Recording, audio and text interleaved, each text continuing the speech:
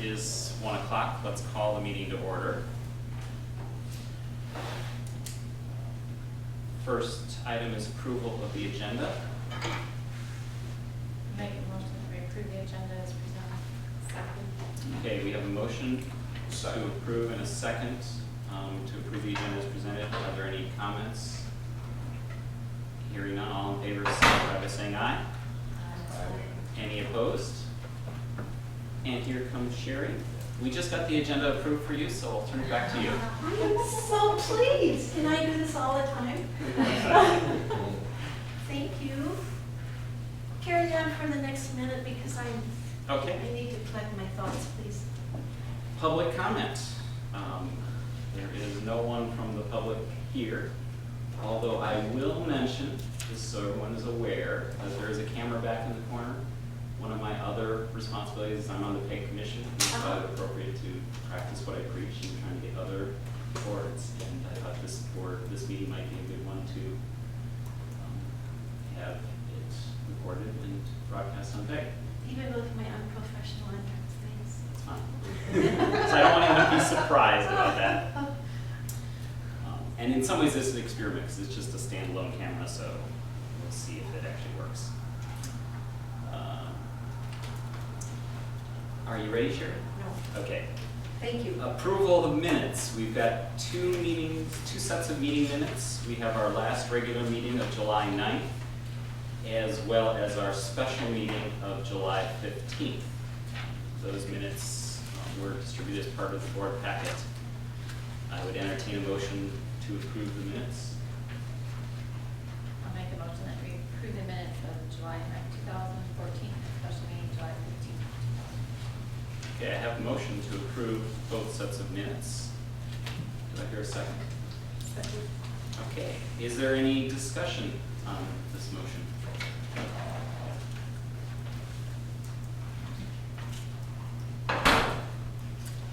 Okay, hearing none.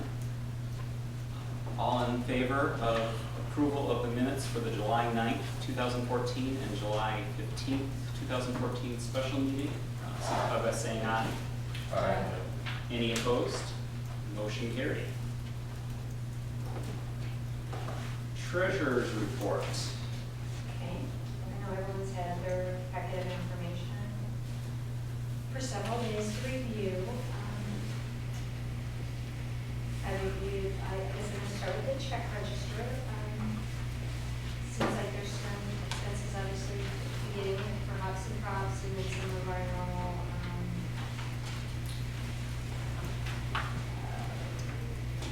watering and those kinds of things, but nothing that seemed to stand out to me. Are there any questions?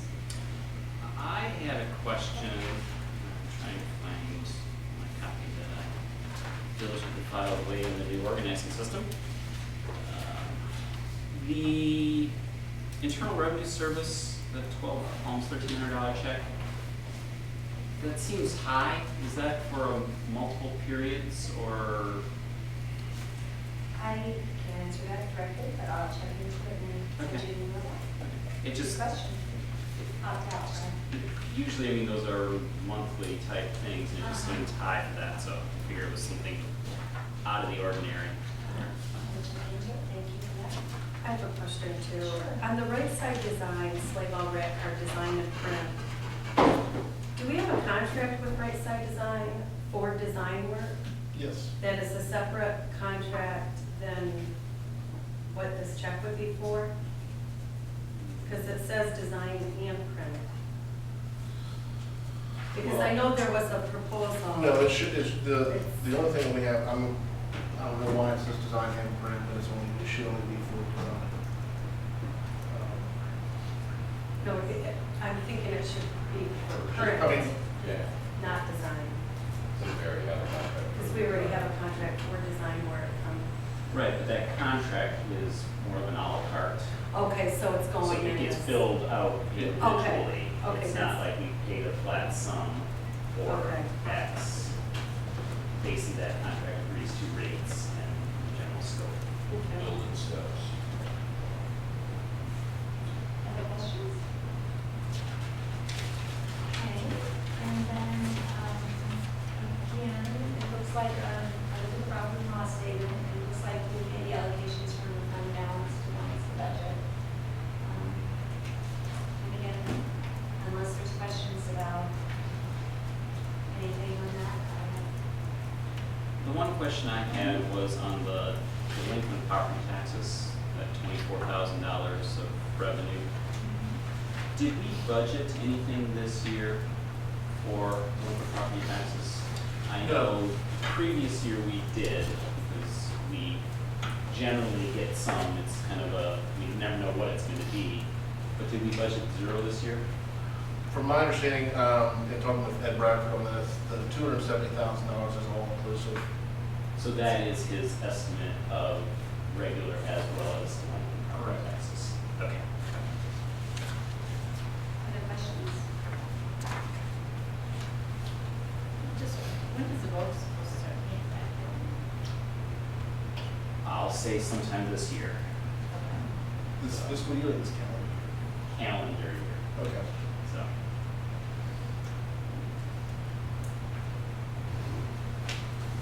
Unless there's any questions. About any of the bank charges? Okay,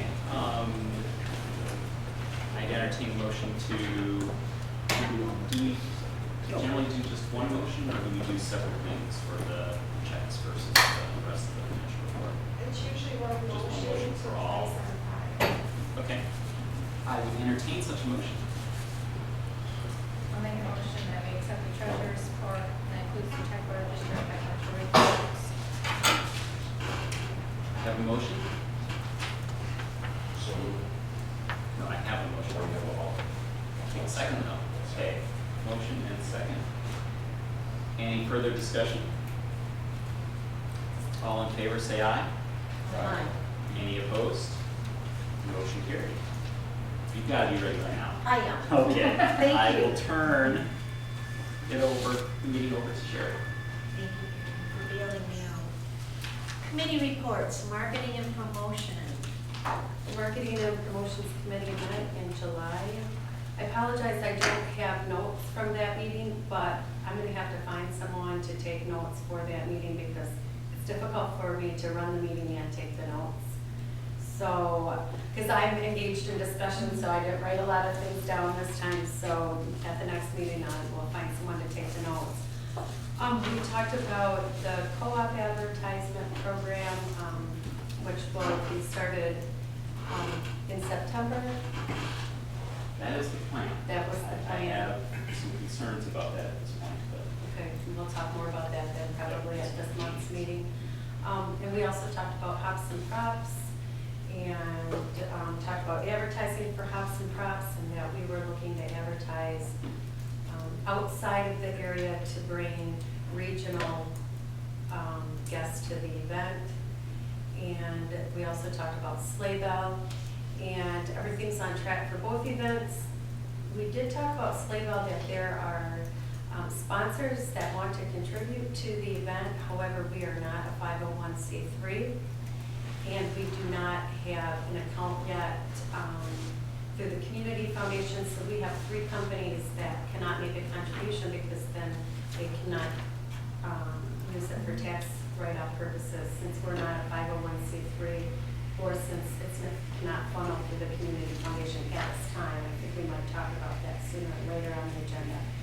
So that was some issues about sponsorships for some of our events that we discussed.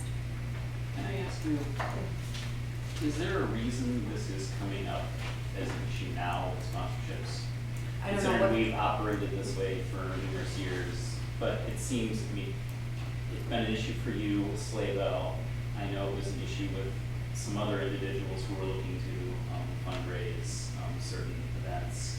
It seems like it could be an it seems like issue. it's a new issue, but yet it seems like it should have been an issue that's been there all along. It could be a new issue because we're getting $5,000 We're sponsorships asking for versus larger. 500. Okay.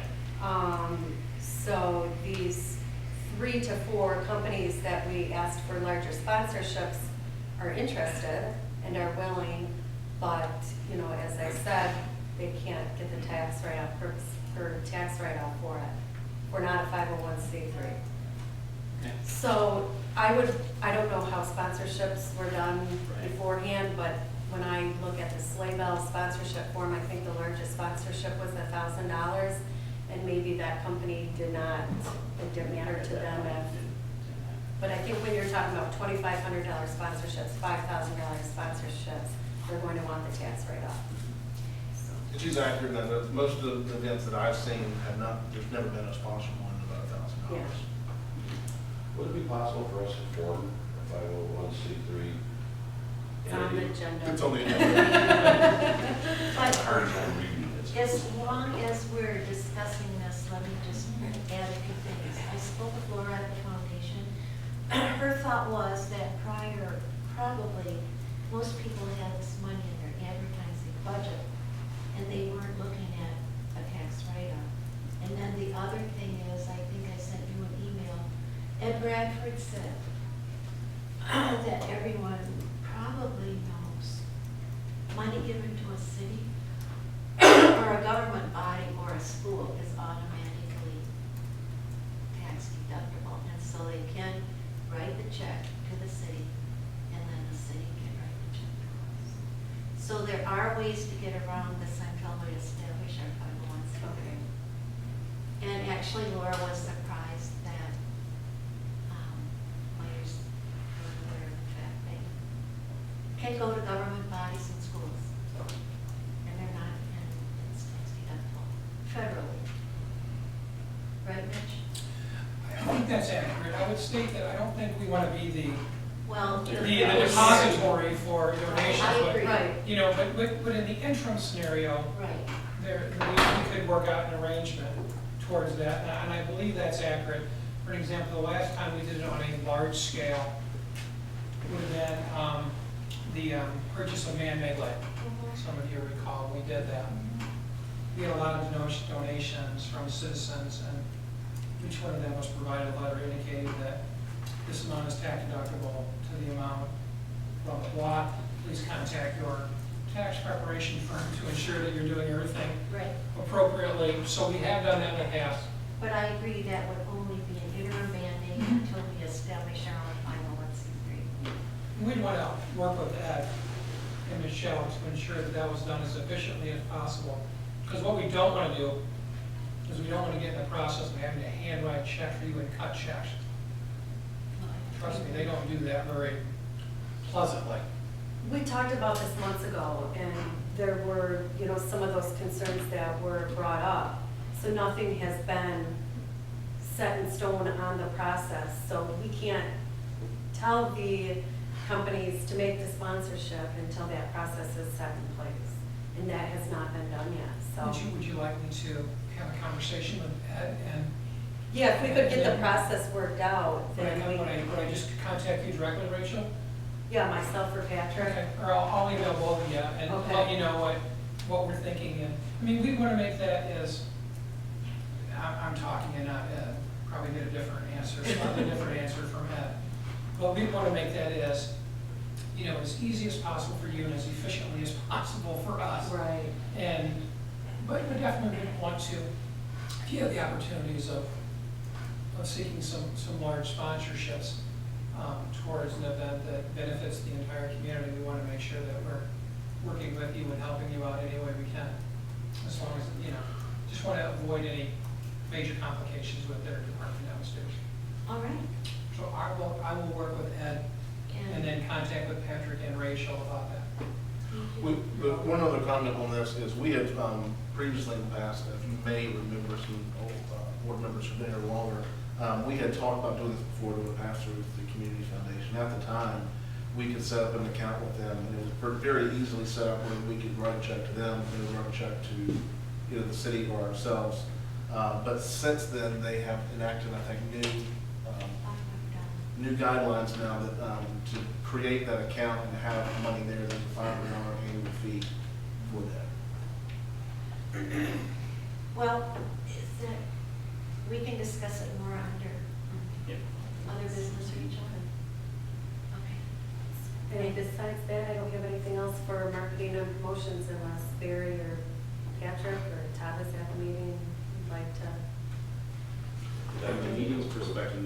was something else on the agenda. The Oh, resolution. okay. What is the next meeting? Week from today at 8 o'clock. Wednesday? We're still securing a location for it. August. And just letting everybody know in terms of hops and props, it's turning out really well. And I think you guys remember last year we had 12 breweries. This year we have 26 committed breweries. Excellent stuff. Diana did kindly write out the resolution verbiage. If I could have a motion. Resolution for the liquor license for hops and props. And it should be is considered for approval, not be considered for approval, or is approved. Is there a motion to approve?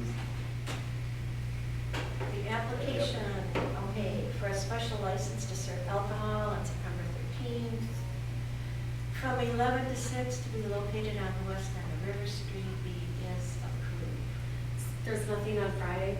There's nothing. Okay. I so move. Yeah. Thank you. Support. Thank you, Support. Valerie. Any other discussion else? It's really a formality that we have to go through. Okay, so that was Barry and Valerie. Any more discussion? Are you all set, Di? Okay, all in favor of that motion, please say aye. Aye. Motion. Opposed. Motion carried. Thank you. Board committee. As of right now, I'm still acting as organization committee chair. I don't think there's anything really over the minutes that I think really needs to be discussed too much. Just otherwise, we had looked at one point becoming, working with the service volunteer training database. And right now, we've kind of tabled that discussion for now based on several factors. And so So when you say table the discussion, We've when tabled- reading the minutes, it sounded like it We're not was- using it. We're not using it. Okay, so Right. we decided not to renew it because I think It was last an thing you reported that it was an an $1,800 invoice a year was due and you were gonna delay, make some decisions, so you decided not to renew it. our decision on that was that it takes about 4 hours for a person to be trained on how to use the program. It costs $350 for 4 hours of training. It costs $1,800 a year for us to keep the program. It's a little bit more advanced than what we are looking for right now, and don't have much of the time to be able to devote to it. Well, makes a lot of sense. And it also, the minutes also indicated that you're recommending using what the chamber uses, which is a free product. Correct. The only other thing on there that we've got is just kind of letting you guys know, this is a project that's kind of on 2 different committees, both the organization and the promotions committee. Our Visit Manistee.com website is up, has been launched. You're welcome to kind of check it out. And I've been encouraging both the organization committee and anybody else that's out there to review the website. If you have any comments or complaints or concerns or anything like that, please email me, and we can update that as needed. Is it at the point where someone other than Right Side Design can modify content and change things, or is it still kind of in flux at this point? As of right now, I still have Brandon, So Right changes Side. need to be made, they make them right now, but I'm Right. assuming the intention is that we'll be able to go in and change things. Does the site have like an admin that if we could have somebody that we eventually have designated to do that is? So we have access to it right now. You do? I just have not You just exercised need it. a person then, okay. So the site is capable of the back end. Correct. Admin, that we can do that. Is that project essentially complete, or is it kind of, 50% done and 90% done? I'd probably say between 50 and 80% done. Okay, I so think there's some more stuff to be needs developed. Updated on there. There's a couple of businesses who aren't on there. But all in all, it's pretty well there. There's just a few things that need to be updated. There was some filler content that I think Brandon had tried to put in that I'm not saying is inaccurate, just not up to date, and just needs to be changed and kind of more up to date stuff in there. some documents we can add on there too. Correct. Our visions and mission statements are on there. Right. Our strategic plans are on there. And I think, I'm not sure if they're on there yet, but our minutes will start appearing on there and some other documents as well as sod grants and all that good stuff. And we'll also, like for instance, when chili cook-off comes up for frostbite, that form will be on there. It looks great. We have that on there. That's it, Patrick, for report. Yes. Thank you. Design committee, we did meet, and is there an update with the facade request process? I have not got an Okay. update from them. All right. As that complex that Rick had was by Rumors on the east end, That includes Bluebirds, The travel agency, all the way down. and the Spicer Group will be having an office there. They have put in a request for a side grant. But Patrick, They- it wasn't very specific. I'm sorry, they have not put it in an application yet. They put in understanding, because part of our application is that they didn't meet with either someone on the design committee or myself to go over the project and what they're planning on doing. So that we can work with them and kind of create or fix mistakes or potential problems of their application before it comes to us directly. And so they're working on their application to come to us. Noted, we don't have any money in our fiscal year's budget at this time. I'm not necessarily encouraging it, but if people want to go ahead and turn in applications and bring it to the board is welcome to decide whether we want to take money out of fund balance and potentially try to pay for some of these projects. Otherwise, we're not officially accepting any applications until April 1st of next year. The next thing we discussed, we have been talking about planters and trees forever, since spring or whatever. We're still at the point. The containers that we were looking at, that Patrick was looking at, that were some synthetic whatever, were $500-600. $500 to about $1,000 a piece. There was shipping, it was totally ridiculous. And so Janet Duchan was going to check with the gentleman from town who apparently can fabricate containers and or maybe have them look like wrought iron. We're just, the months are ticking by and so far we have no containers to our trees. But we're working on it.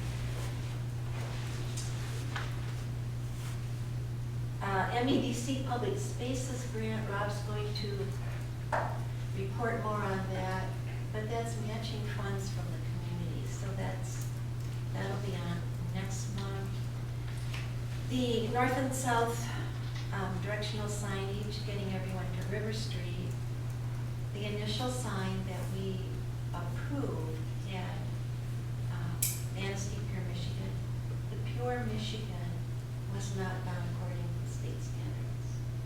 So we cannot use the Pure Michigan in the way we had it on the signs. So they have sent some suggestions and the committee hasn't seen it. What signs are you talking about? Coming in from the north and coming in from the There's south. signs that haven't been put up solid Okay. yet, so it's future Oh, signage from your okay. perspective. Okay. Even though they've been talking about it. Oh, Because- okay. And it's sort of, it's down on our agenda. What they say, Rachel, is coming north, it's turn right after the bridge for downtown, turn right after the bridge. And then there was going to be another one on the corner of 31 and First Street by the Shell station, saying downtown Manistee, turn Like left after the line or something. left after Or- next light or something. Because everyone's fear and concern has always been people go zipping on 31 and don't know where our downtown is. Do our signs have to have Pure Michigan on them? Well, we might not. We thought that it was a real coup to be able to say that we are a pure Michigan community. Stay tuned. And then the other hurdle was getting Dennis McCarthy's approval to use his property. So, like everything,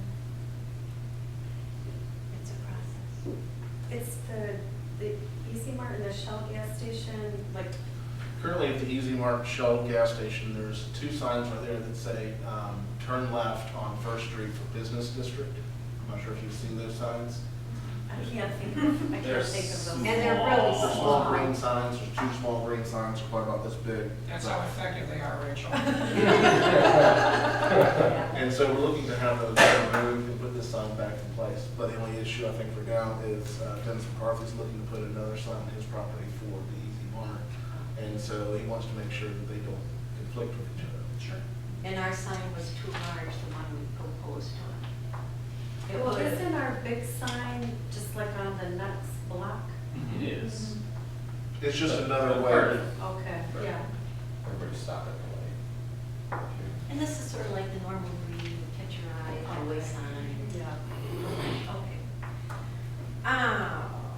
Two-way traffic survey, responses are coming in. Actually, the responses have been good rather than your usual measly 20%. It's like up to 70% or something. So, Yeah, it's gotten to the point now I've stopped reading them. Because we usually get in around 5 to 10 a day.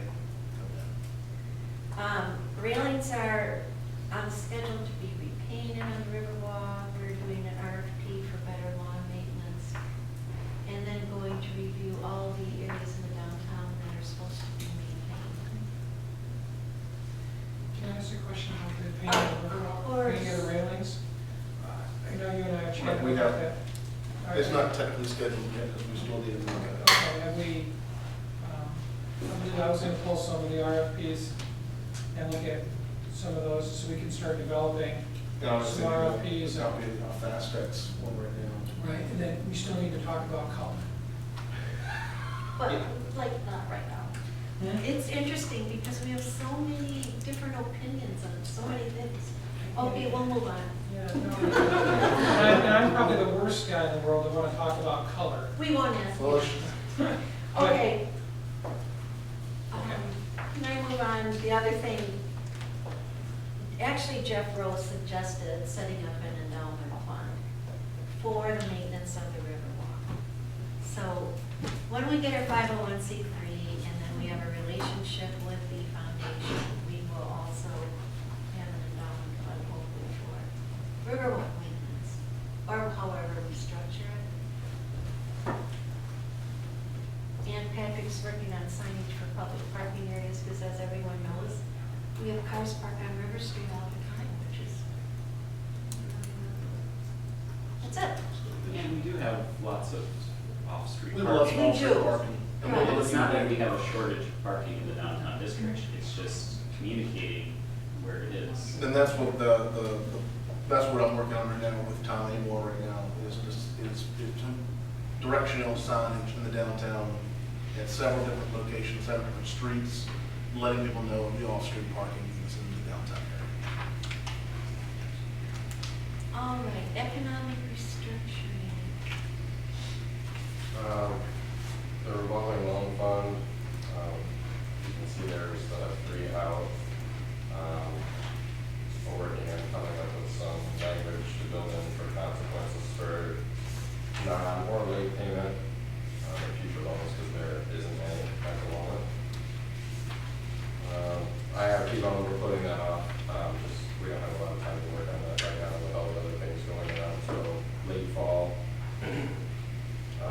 The $25,000 loan program that we talked about before, we're thinking about doing a different setup now. Where the ER committee would be just a gateway to the banks, to kind of pre-approve people. And under that, you can see where we're talking about, maybe some sort of terms that we could have, using a debit card, essentially, to make it simple. So we're exploring that. Developer Day, I did contact a few people, about when a good time frame for that would be. And they did say later in the fall would be better. And based off that, we kind of targeted October 24th, that's a tentative thing. Also on a Friday, thinking that maybe they could stay for the weekend, and kind of check the place out after the fact. So we thought that was cool. And we are gonna request, from our committee,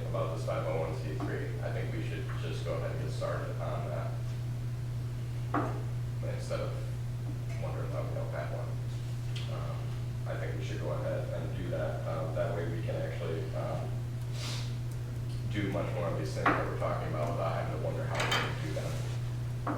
So from the committee, we are recommending that we go ahead and start the process for that.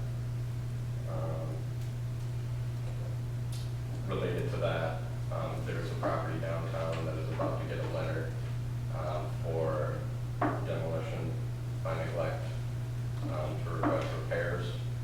And I've spoken to the seller of that building. We actually have an offer on it at the moment, but if that doesn't pan out, they would actually be willing to donate it to us, since it's in such bad repair, to be done with it. And that's something we can discuss further at a later date here, because it's kind of up in the air at this point. But with a 501c3, that would make this process much simpler. And we'll discuss that probably in our next ER meeting too. So we'll have more details about that. We'll bring it to the next one.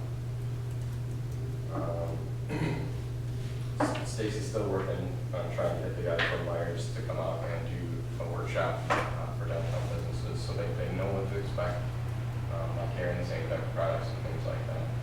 And it's not difficult for her to actually get, since they won't actually say that they're opening a store, it's been kind of difficult, so. I've gotten letters acknowledging that they're opening a store. Yeah, I noticed that they were in the Yakima parade. So maybe she's making some headway now. Who knows? I'll find out in 2 weeks.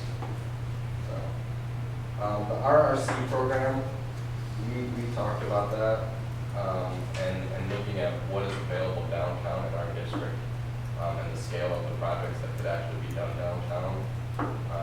We kind of decided that we don't really have an opportunity to do a large project with this program. Ours would be minimal scale. So what we thought was to recommend to the city that they use, because it's the city's program, they just asked us to maybe come up with a location to use this program.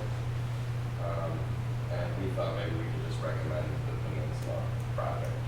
Could you refresh my memory of what RRC is? It is the redevelopment ready communities. They had a special work session, I thought, or a presentation at the city council meeting, and they also had all that tagged. You can actually go ahead and watch the presentation for it.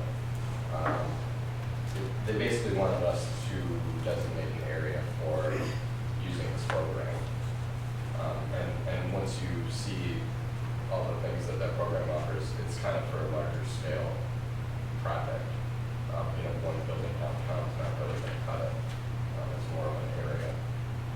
So with that, that's why we kind of said, hey, why don't you guys go ahead and use this on a larger scale than what we really use it for. And yeah, it's taking it out of our district, but at the same time, it's improving Peninsula overall without. Silver River Street, just a little bit further down. Right. All the way to Manistee. Do I need approval can we have a board recommendation for that for the city? Is that, Yeah, I think we need a formal. do we need a motion to do that? Mitch, would you like one? I think Denise was looking for one. She was looking for a formal. Just a formal recommendation from the board that, in terms of redevelopment of other communities, that we would recommend that we pass the project on to the city to use as for the Peninsula project. Okay. That'd be fine. I know, if that's what Denise communicated, Patrick. Okay. Well, I would like to make that motion then, that we recommend as a board to the city to use the RRC program towards the Peninsula Development Project. I don't know what either one of these things are. The redevelopment of ready communities, it's, to get a little bit more background on this, is, it's kind of like, I'm not sure if you've seen going up and down the highways, in other states they have like a technology corridor area or an economic development ready community, or it's saying that your community is open for business, has already set up all the parameters, has kind of created the necessary steps to make business and investment easier in your community. That you've connected all the dots between the certain community organizations like the DDA, the city, the Economic Development Office, in our case the AES. That we've got I'm not sure if you've heard much about the AES work document, which is what we were looking to do, was an economic development brochure. So when investors are looking into our community, they know demographics, they know available properties, they know different types of resources that we have available. So we have a very simplified step process, very easily program that we're as open for business as you can get. There's not going to be any hoops to jump through. There's not going to be any major barricades. That we're all working together. We've got a really simplified 1 through 10 plan of how you open your business here in our community, how you make developments here. And it's a designation that the state is creating, from what I understand. No community actually in the state of Michigan has actually gotten it yet. There's a couple that are very close to getting it. But it shows as it's a stamp on our city that says, developers come here because we're ready for you guys. We've got everybody's on board, and we're gonna work with you to kind of come into this community. Which as a whole would still apply to us because we're Right. still in the city. They just wanted us to designate a specific project for For this whole thing. this to happen as part of the application. They needed a project that they wanted to use kind of almost more or less as a guinea pig to kind of start this, to kind of create this. As an example, this is the project. What do we have to do to make sure that this peninsula project, from what I understand, is ready to move forward, ready to happen, ready for a developer to walk in, sign some few checks, not that simple. And what are the details of the Peninsula project? It would, Rachel, can we do this, Well, but Well, if we she's were- gonna vote on it. Yes. Yes, this is a problem that I have with the ER committee, is that there's confidentiality agreements signed in that committee. But the board, the DDA board should sign those same confidentiality agreements. So when you talk to us about new projects, we're not sitting here like, and you're asking us to vote on something that we've never talked about. Well, the Peninsula project isn't our project. But It's on the you're asking us city's to vote for website. something that we don't know anything about. So how can I say yes or no to it? okay, let me just ask a question. Mitch, where's Denise at on needing our recommendation? Because I have 2 guests, and to explain this, I should almost have Denise here.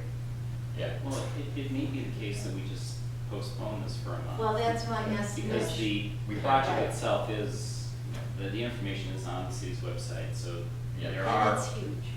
sources of information for it. She's in the process right now of completing, they would accept us, we're compiling the preliminary data which will help the state determine one of those areas that we need to make improvements on to become a redevelopment ready community. So she's in the process of filling that information out. I'm not exactly sure why she needs a recommendation for you to fill that information out. I think the intent was, hey, give us a project that we can incorporate in the downtown. If you don't have one in the downtown, I'm not sure it's necessary for you to recommend the Peninsula District or anywhere else. I think it's simply a matter of saying, and I think you're doing that we don't think that there's a large enough project in the downtown city, choose a different one. That makes a To me, lot I think of it's that sense. simple. Okay. I'm not see why, I mean, wouldn't make really any sense doing a recommendation for a project outside the city or outside your boundaries. Yeah, I don't. You know, so I think it's saying, we wanted kind of like a right of first refusal. Wanted it offered up for the DDA to see if there was something that really you wanted to do, you haven't come up with anything, so then we're gonna go a little bit different direction. Thank you. You're So welcome. could we withdraw that motion then? Yeah. and we'll see what And Mitch said. proceed, because it makes a lot more sense. Got it. Thank you, Mitch. Well, I know there's a reason you're here today. Thank you for getting us through that hurdle. What I would really like to do, that last recommendation on the ER committee, the 3D scanning agreement. Yeah, do you mind if we just, I would much rather, push that into that next, we've already got a topic on our agenda right now to discuss North Channel. the last recommendation on the ER committee refers to the North Channel outlet, and Mitch and T are here. So we will address that as a motion when we talk about River Park. Yeah, And we can do that down there. if there's nothing else, I would really like our Beckett and Raider guest, I apologize. We're just going to move on to that, and then we'll come back to business. So, welcome. John. Sorry, Thank you. John, for the, Oh, no, but I'll stay for the rest of the meeting as well, until I figure out what's going on. I'm John, I'm originally from Beckett Raider, and I'll be working with the DDA board on the update of your development plan and your tax increment financing plan. Okay. I put together an amended schedule that starts with the meeting today, to give you an idea of the timing. I don't know how you guys like to do business, but on development plans and tax increment plans, I like to move through them fairly quickly in order to kind of consolidate the information, keep the board somewhat engaged in terms of prioritization of projects, and then get it into the adoption process as quickly as we can, which takes a little bit of time. I don't think anybody in this group been involved in a development tax increment plan before. They're a little bit similar to the agricultural patents. thank you, John. They're very similar to a brownfield redevelopment plan, which would include a project description and then also the estimate of tax increment revenues that would come out of the brownfield. But in the case of the DDA, it's a little bit different, similar but different in terms of one part of the process is identification of projects and programs that you think that you're going to be doing for the next several years, all the way out for the next 15 or 20, depending on the length of the term of your development plan. You want to make the project somewhat specific if you have some key projects that you want to do in the next 5 years. And then you also want to make have some projects and programs that are identified generally. Like I already heard that you have a revolving loan program, you have a facade program, for example. You may have a continuing maintenance program where you put money into a reserve fund for maintenance, so like the river walk, the streetscape. You may have a program where you want to do annual beautification, flower, and tree planting replacement. So there's some general programs that you can describe. And I need to get those from you, because that's the development plan part of this, is identifying what you want to do as a board in the DDA district area for the duration of the plan. The second part is more of a technical aspect, and that's the tax increment plan, which really takes a look at what your taxable valuations are and what they're going to be in the next few years, and projecting those out to give you a revenue idea of what your revenues are going to be based on the duration of the plan. And that's another decision that you have to make, is how long do you want the plan, the duration of the plan to go out. So many communities, when they're doing the amended and restated plans, it seems like a lot of them have come due in the last 5 years, because a lot of DDAs were created after 1975, between 1975 and 1980, and a lot of plans put that they were going to be valid for 20 or 25 years, so they're kind of all coming up now at the same time.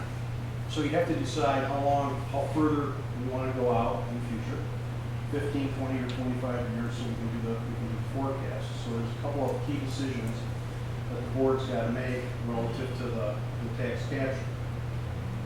At this point in time, when I initially had met during, I think it was still winter time, so I remember there was a lot of snow in the parking lot. There was some talk at the legislature about curtailing the DDAs statewide. There's probably 350 downtown development authorities. There was a push put on by the county association, the Association of Michigan Counties, because the counties were obviously, one of your sources of revenue is what you capture from Manistee County.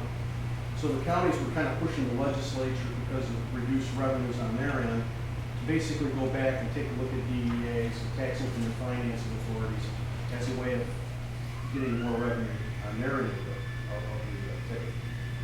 That has kind of died down a little bit, but as of last Tuesday, we did have the changes in personal property tax.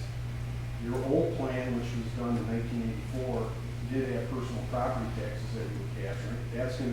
That's changed now. So we gotta make a decision on that. So there's a couple of things that have changed, but right now it's kind of business as usual. I know that you also are a Main Street through MSDDA as a Main Street community. And I noticed on your agenda you want to do a 501c3. Also seen on your agenda that you have a brownfield plan for South Washington Street area. So I would need to know if you're promising to let them capture your revenues as part of that project, because that has to be factored into your tax increment plan as well. So there's a couple of things that, you know, I got to be brought up to speed on in order to help you kind of navigate through all this. What I'm suggesting that we do is, because your Main Street program, you probably already have in place your different committee documents in terms of what the organizational committee is supposed to be doing, economic restructuring, you have all your plans. I'm thinking, this is subject to your approval, that maybe I would meet somewhere in the next month at a meeting, maybe coffee, with each of the chairmen of the committees, and you bring your plans and we talk about getting at least an idea of all the projects and programs that you currently have on the books and the ones that you're thinking about doing. So I can kind of put a consolidated program together and come back to the board to have you take a look at everything that could be going on. Because what I'd like to do at some point, you'll see this, I have it kind of scheduled the 4th week of September. I really require the boards, this board here, to take an online survey of all the projects and programs to do a prioritization ranking. Okay, that's how we can determine which projects will be done near term, mid-term, and long term. And I do that specifically to kind of get it out of, so everybody has an opportunity to sit at home or in their office for like 15 or 20 minutes, really think about how they want to prioritize things, and then as a group I bring the results back together and we kind of analyze as a group where you're all going relative to what you think are important things that need to be done. Okay? And that gives people that are on like the design committee an opportunity to see what's going on with the projects and economic restructuring and vice versa. So people that are more familiar with your specific committee, they can also see what the other committees are doing and help prioritize what those projects as a group is. My plan is to get a preliminary plan, both development and tax increment plan to you by November, so you can move it through the adoption process in December, which is a special process that's outlined in the state statute that we have to follow in terms of publication and posting notes. So that's kind of how the process is going to go. I'm going to kind of ask you to work with me over the next couple of months on the process in order to get the documents together. And then as a group, we'll pull it all into a very nice consolidated plan, both the development and the tax increment. I'll be working with the city assessor on some of the tax valuation issues. I noticed in the 1984 plan, when I went through it, they had like 3 different citations for what they thought the base value was, and really a tax increment plan has to have one base value. So I'm going to be interested to see what the base value is that the city's currently using to generate your tax capture. So there's a lot of bookkeeping things that I have to kind of clean up for you too as well, and we'll do that as we get through the process. So that's kind of it in a nutshell. I wanted to come and introduce myself, go over the schedule. I'm going to ask that you kind of work with me as a group on this. And the first thing I would like to do, and I'll do it through Patrick, is trying to get a date where I can meet with the committee chairs. And I promise it won't be a long meeting, but I'd like to sit down with the committee chairs and just explore the projects and programs that everybody's talking about and pull that information together. If if you give me the data in advance, the committee reports, I'll go through and try to glean as much information, and maybe we'll use it just as a, to reaffirm what you're coming up with. But I think when you're a Main Street community, the best approach I have found is working with the committee chairs on aggregating all the data together. So, do you have any questions? I do have a question. You've talked a lot about the information working with us, but there are other very interested parties in the outcome of this process, the city being probably the top of that list. And I don't know, do the county and the other taxing authorities also have to approve it? I know at a minimum If the it's city an must. amended, restated plan, you have to notify them by giving them a copy of the plan and holding a meeting where they can come in and tell you if they're happy or not. But it doesn't, they cannot, at this point, they cannot opt out. Okay? I mean, But they don't have to approve it. They don't have to approve it, but they can't The opt out. city does.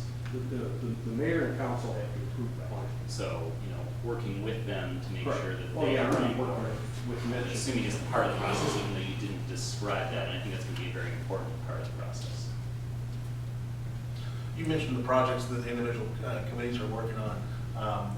Is it, what I guess I'm more used to with our current TIP plan, is our current TIP plan pays for the bond payment, I'm guessing, from the streetscape that was done here many years ago. Should we be thinking, because a lot of our work plans are more or less what we're doing each year.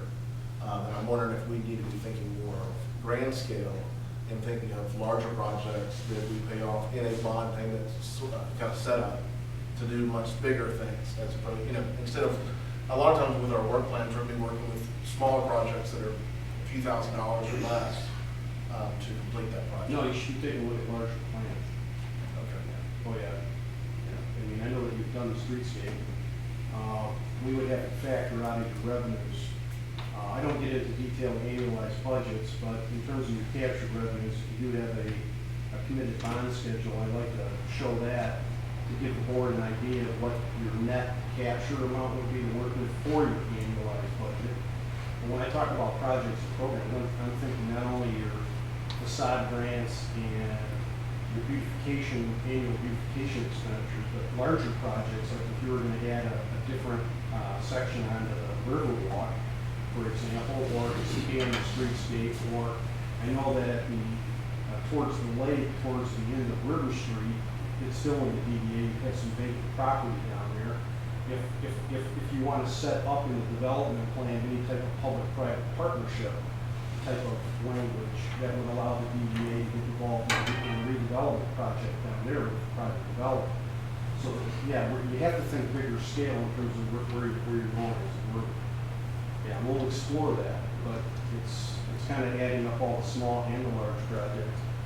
Of course, like I had mentioned to Patrick before, was that as we get through the tax increment financing part of it, I sit down with the county and sit down with Mitch and go over that with them and make sure that, they're still on board and they're comfortable with it.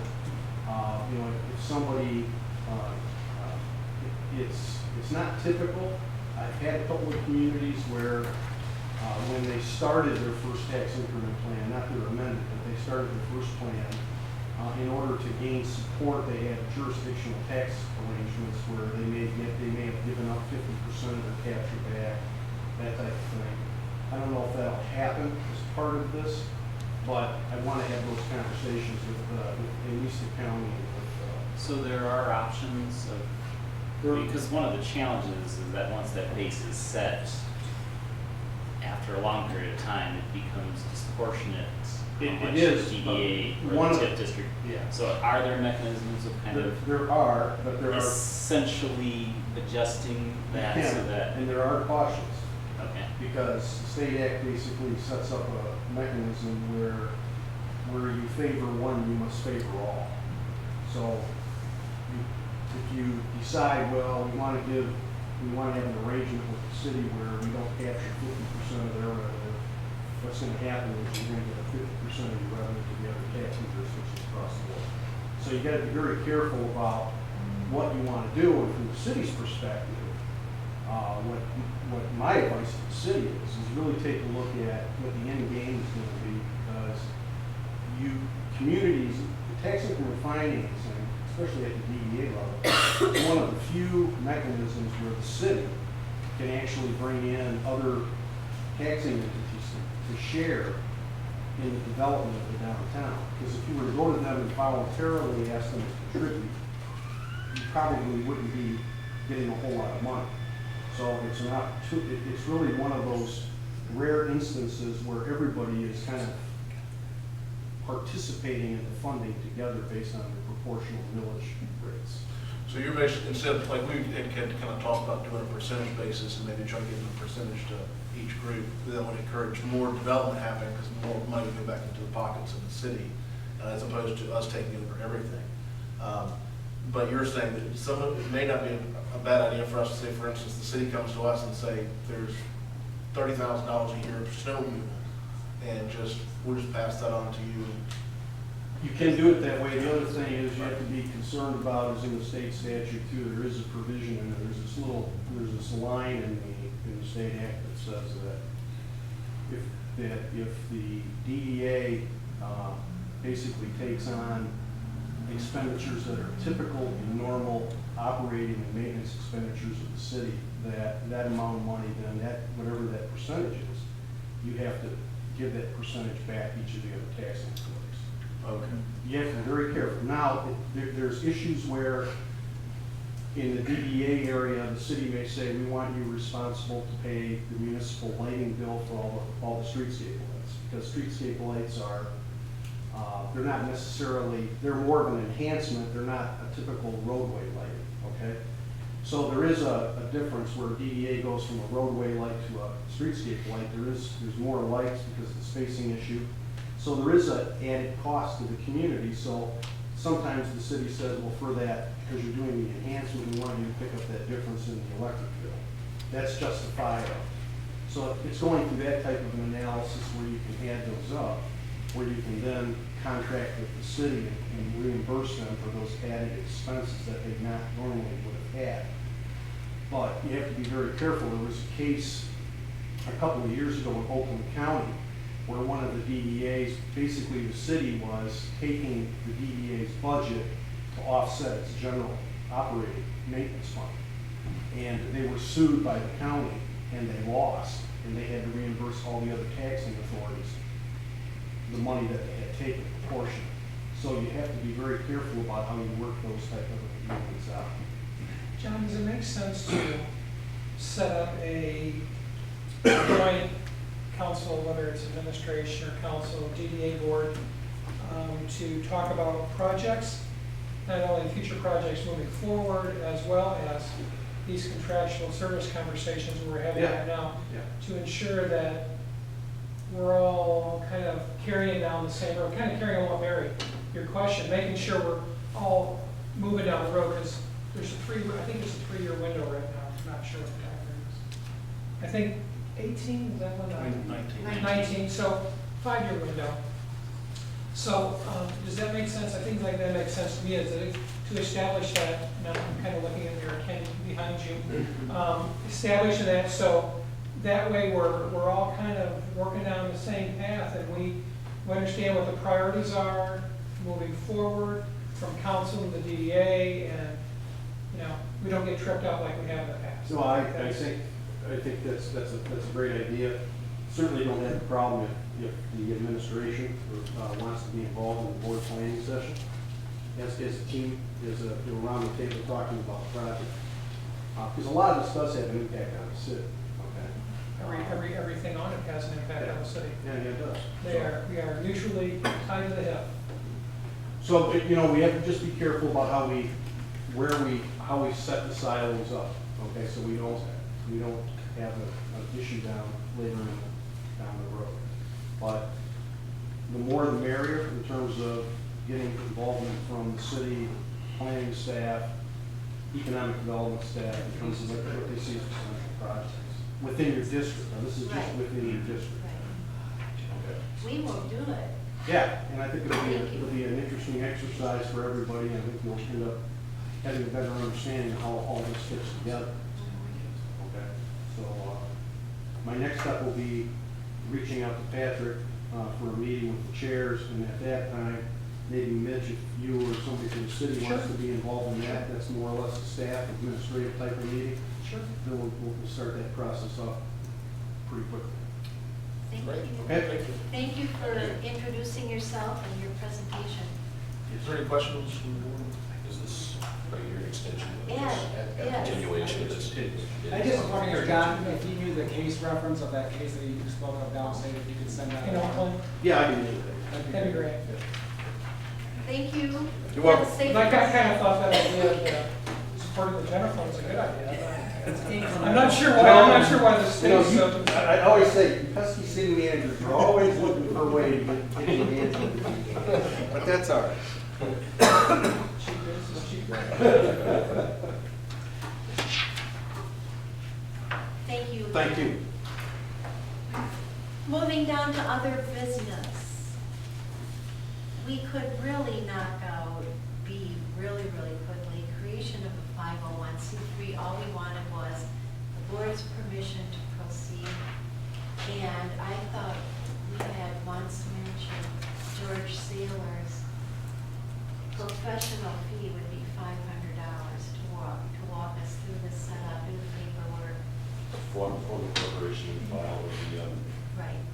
He's the city's attorney. That was gonna be my question. Are there any legal issues about us being an entity underneath the city and just Well, that's, how all this works together? But if George is doing it, I he's guess fully that's, aware of both sides of that. I've spoken to the state about this, to Laura about this. And she says several DDAs in the state have their own 501c3s to be able to bring additional funds. But the way you said that, they have it all. So does that mean it's like a separate entity it is. that, It is. or It is would it be the under- DDA itself The that is shareholder, becoming? what I would envision is that the shareholder of the corporation is actually the DDA, right? Would be just like sole shareholder. And we would basically set up where the board members of the 501c3 would be the board members of the DDA. Right. It's not the city, but the DDA itself. The DDA itself. Do you see any downside to setting up a 501c3? The only thing that I could think of is that I think from some perspective, you're going to be seeing us competing with so many other 501c3s out there. I'm not saying this is a good thing or a bad thing, but as we see financing become more restricted, the 501c3 out there from all the United Way agencies to all these other ones, there's that limited pot of money that they're all competing for. There might be an impression, again, this is just my perspective, that you'll be interjecting yourself into that competition. Now, maybe you're going after a whole different pot of money, but I'm just asking if you see any negative sides to creation of a 501c3. I don't know if there are or there aren't. I just I think Well, we're already 501c going see to tax my money. first reaction. Yeah. Her question was, can a 501c3 receive tax dollars? I mean, there would be no reason to give to a 501c3 for tax deductibility because governments aren't tax deductible. I suppose if you could make the case that a public service or a public, something that a city is legally able to provide, a service is being provided through that 501c3, then you might be able to do that. We do that with that's how we justify giving money to the MRA and to the historical museum because they're providing a service to the city. But just a direct donation, I don't think that would apply. And Sherry, I sent you that information on, if you're going after corporate people, the way I read law, but I'm not an attorney, that's why I suggested you check with George, is that there is federal tax benefits, they're just not state tax benefits. So the DDA, in my view, or at least what I've been able to discern, already has the ability to get those donations directly to them and provide the person a federal tax benefit, assuming George concurs. It's just the state has really clamped down on that. So there may not be, depending on who you're going after, a really big advantage to having a 501c3. But that would be a decision that would have. The determination was it wasn't just for the donations, it's also down the road, it's for potential grants, and it's also for acquiring property as well. If we acquire property as of right now, it's technically owned by the city. Because the owner of the DDA can, from what I understand, cannot own property of its own. And so that was one of the reasons to file 501c3. 501c3, but it's some point, when I first got here, it was kind of, the thought was, is because the TIF is in flux right now in the state, and there's a possibility of TIFs either going away or being drastically altered at some point by the state, that it kind of puts us in a position that Well, I think you need to clarify, it puts us in a position as a Main Street organization, not necessarily a DDA Right. organization, even though we are both, you know, these relate more to the Main Street part of it. It puts us into a position as a Main Street community to be able to bring in funding if the TIF happens to go away or gets reduced at some point. Yeah, I'm not sure, as a city official, I'd be all that comfortable. For one of the reasons for a 501c3 is so you can obtain property that ultimately wouldn't be the city's. I see the DDA board as an arm, an extension of the city of Manistee. The board's appointed by the city of Manistee. I'm not sure I understand that particular Of acquiring property. rationale. It's actually in our I bylaws. completely understand purchasing a property, obtaining property, I get that. But if you're a 501c, you're still paying property tax unless it's for your sole business. I'm just not sure why I would see the desire to have that ultimately not being, I mean, the separation between the city and the DDA, I guess, I don't understand that rationale. Should we ask George to come We should. and? Could I just so we have- can answer questions? We would have to define, yeah, we would have to actually define that in, you know, if you form a corporation, you have a set of bylaws for that corporation. And typically you have actually a separate tax ID number, also checking account usually. So in the bylaws or whatever the operating agreement would be, you have to have that defined as to what the purpose of the corporation, the LLC is. So that's what, just like you're saying, that perhaps we should Why don't? define that. What are your concerns if the DDA does acquire property that the city doesn't have control over it, or what's the issue? I see the DDA as a subset, as a function of the city of Manistee. And it still would be. So under that scenario, I would have concern about the DDA owning a separate piece of property outside of that city. I mean, what happens if the DDA goes away? What happens if these different things occur? Does the city ultimately have liability towards that? Do we somehow then obtain ownership of that? I just don't understand the benefit from what you said about acquiring property that ultimately won't be listed as city property. I don't understand that need or desire.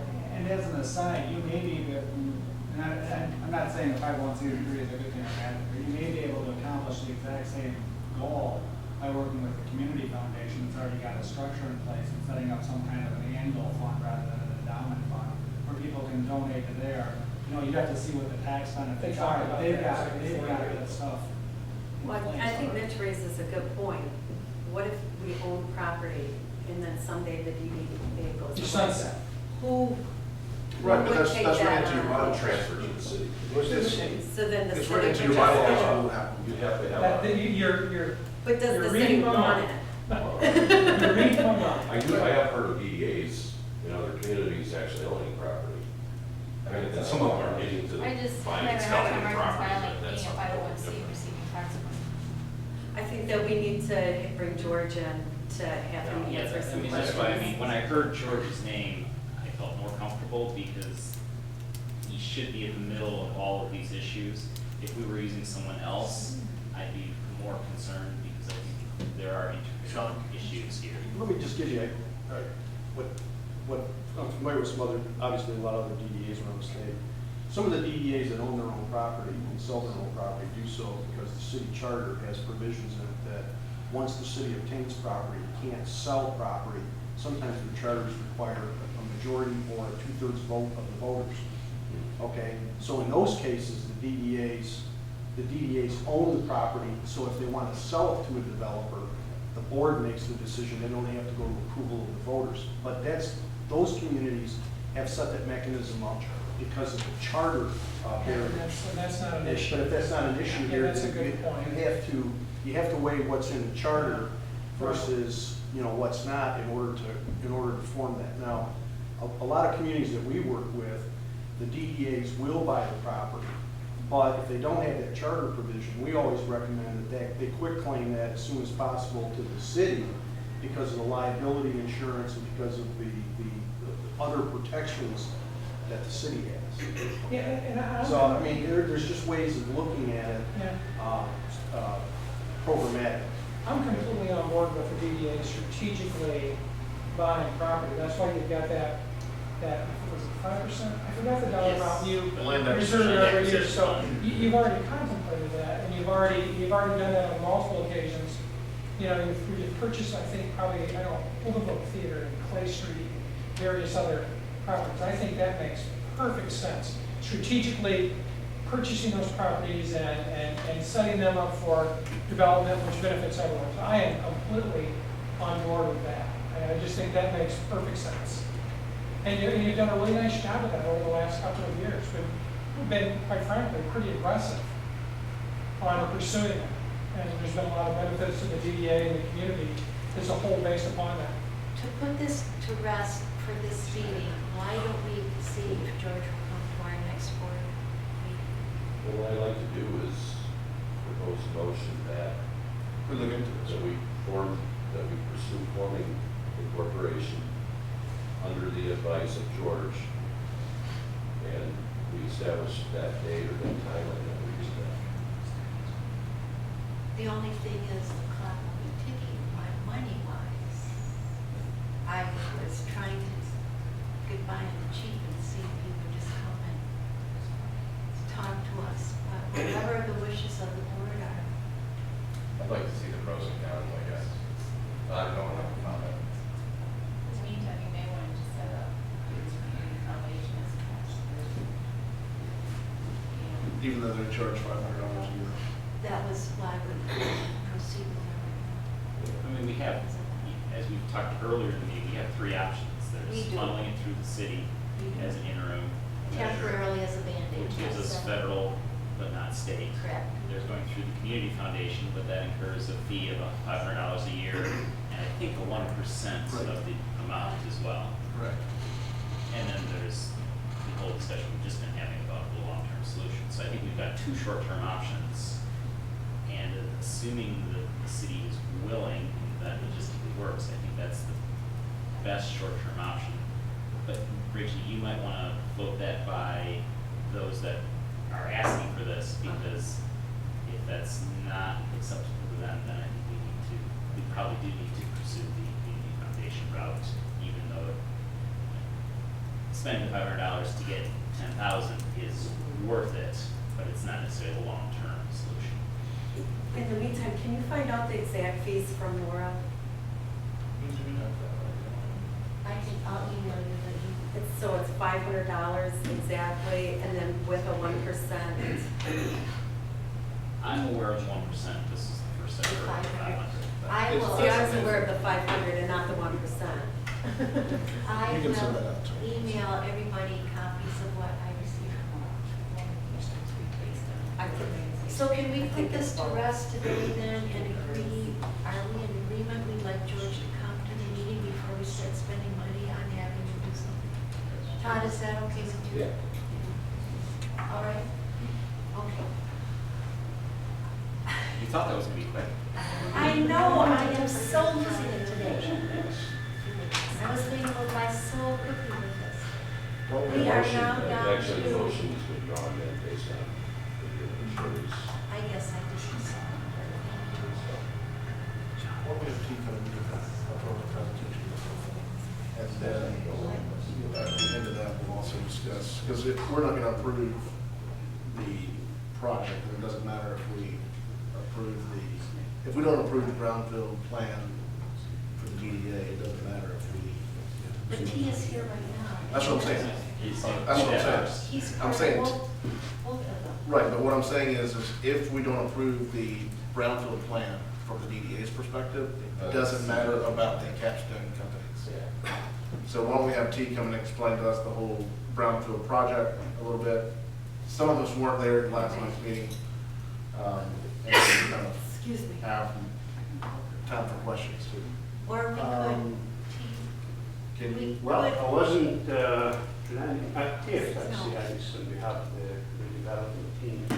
I wasn't prepared to give you a big presentation. However, I do have the presentation from last night, and actually it's there, and I can go through quickly some of the items if everybody was not there I guess, last I night. think I was, think who was most of there? us were. I was there, I was there. Valerie, I think, is the only one that wasn't there. So Valerie, you were the only one that wasn't there last night? So it'd I be think easier it's- if Valerie just asked T questions. I think it's up to you if you think you Yeah. want that presentation. In our- The Yeah. presentation takes, well, we can cut it down to about 15 minutes by going to the,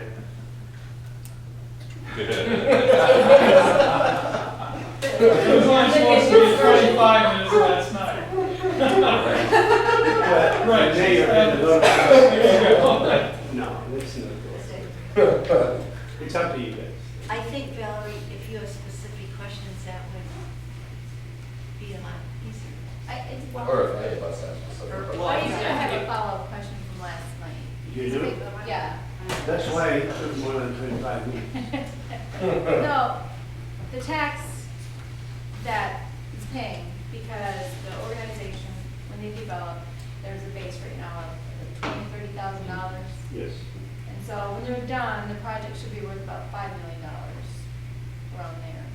It'd be about $140,000. Based on the discussions with the assessor, we came up with approximately 4.5 million, 4.4 exactly. So the future taxable value, say after 2016, is estimated at 2.2 million. So in doing the TIF calculations, we took that as the future, then future taxable value, and then increased it by 1.5% a year. As I discussed last night, that's what the assessor felt comfortable with. So the baseline, stays with the city and the DDA, whoever is collecting it. Probably the city gets a portion of that, and then the DDA captures the difference between the baseline back in '84 and the present. And then, under the proposed plan, the Brownfield Authority will be capturing the difference between the tax on the current taxable value, which I believe it's 430,000, and the 2.2 million. Right, and over 30 years, and that is gonna go back to offset some of those Eligible expenses. eligible expenses. It can only, the TIF can only be used for eligible expenses that we define now in the Brownfield plan and in the Act 381 work plan that we have to submit to the state. Because the Brownfield Authority wants to capture both local and school taxes, state taxes, we have to have the state approval, MEDC and, MEDC and MDEQ for the state portion of the capture. This way, the state then reimburses the schools. If we didn't ask for that, we could do the project with just local tax capture, in which case we don't have to go to the state. However, the reason we're doing that through the BRA is because we can capture and use the state tax. But it can only be used for eligible activities and costs that we define now. Right, and I understand that, and there was two principals that are gonna get reimbursed. The city for their initial. Yeah, the city and the The private infrastructure developer. upgrades, and then and part of the smaller part is going back to the developer. Yes, the way that, based on what the eligible activities and costs within the property and in the infrastructure, we have about $500,000 in eligible activities or costs. within the property that the developer is going to pay and get reimbursed. Now, keep in mind that we're also asking for some grants that may reduce that. And then the city has about $2.5 million in public infrastructure improvements associated and necessary for the project. My question, because there's two entities. Yes. With the developer being much less than the city, once the developer has recouped its cost, do the city then, is that bigger portion being helping to offset with the city infrastructure, or is, once the developer has been paid back against those expenses, does that portion of the taxes that they're receiving then go back? Or does it go to help offset Okay. the city at a quicker pace? The BRA captures X number of dollars, whatever the increment is. Okay. And then the BRA, based on its development and reimbursement agreement with the private developer and the public developer, the city, then reimburses the two parties and itself if it has any expenses. So both of them have to be satisfied before any portion of that can start going back to the regular taxes? Yes, absolutely. But right now, the estimate, and that's a conservative estimate, is 30 years, based on the eligible expenses that we have projected. And I have to say that when we started on that and I was doing the TIF tables, I really didn't know whether the public infrastructure expenses will be able to be paid within the 30 years, which is the limit. Under some circumstances, brownfield plans can last for 35 years, not in this case. And however, it came up about the same. Now, I think that the expenditures are going to be less than what we have estimated, especially because we're looking for some grants both for the private developer work and the public developer. So that's going to reduce the amount that has to be reimbursed. But we wanted to make sure that we're conservative and we use up all of the available, or we account for all of the available TIF. And then if it's less, that would be great. It cannot be more without an amendment to the brownfield plan and to the Act 381 work plan. So T, if the dollar amounts come in less because of CDBG grants or whatever it may be, either to the public or the private sector, then that ultimately will reduce the time frame. Yes. It'll reduce that 30 years back. I think that's really the key. Yeah. Is that it's that reduction of the years. Yeah, I just wasn't potentially. clear, I got thinking, confused myself, as where that money was gonna go. As a matter of fact, you know. And the goal is to reduce that Yeah, gap the period. brownfield plan has 4 TIF tables, and last night I explained the reason for that is that we did the real property TIF separate from the real estate taxes. And the reason is because the involvement of the proposed tax abatements, which only apply to the real property. However, I've done probably another 24 TIF plans, just looking at different scenario, like what if this project doesn't happen? What if we have a change in the property taxes? For example, we have not included in the TIF tables capture of personal property. Actually, we stopped doing that a couple of years ago in anticipation of the changes that we see in property taxes. However, if there are new property taxes 10 years from now, then those can be captured, and we set up the brownfield plan to allow the brownfield authority to do that, to capture any future available taxes on the property. And I don't know if the DDAs do that also. I believe they do, the ones I've been involved with. So I did a number of options, and my gut feeling is that we're going to complete the capture and reimbursement within about 25 years. If we can get some major CDBG grant for public infrastructure, that would substantially reduce it. The issue is going to be where we're going to show that the jobs are coming from. Right now, we're tying the jobs that will be created at the North Channel to a job creation grant for the operation that will come there, so for their equipment and so on. And in formal discussions with the MEDC, they would like to see some additional jobs for large infrastructure grant, a large CDBG grant. So I've been thinking about that in the future, there are two potential businesses that may be contiguous to the current eligible property.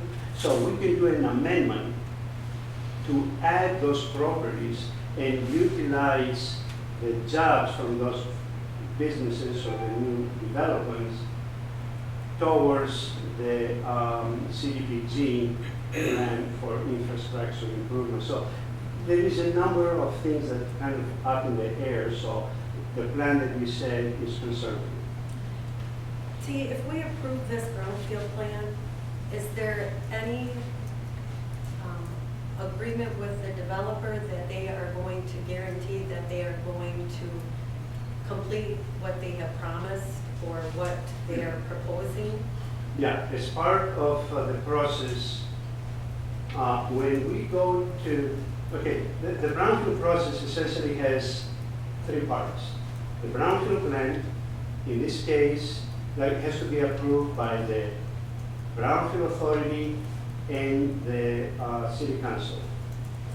However, because it's within the TIF, the DDA district, we also need concurrence from the DDA. So that's the first step. The second step is the development and approval of an Act 381 work plan. That is the plan that goes to the state. And it has the nitty-gritty of the project.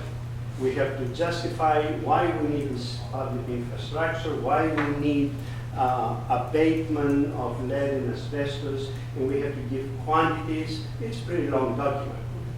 And that's what the state uses then to approve the capture of the state tax. The third part, which actually has to be submitted with the 381 work plan, is the development and reimbursement agreement. And that is the document that will be put together.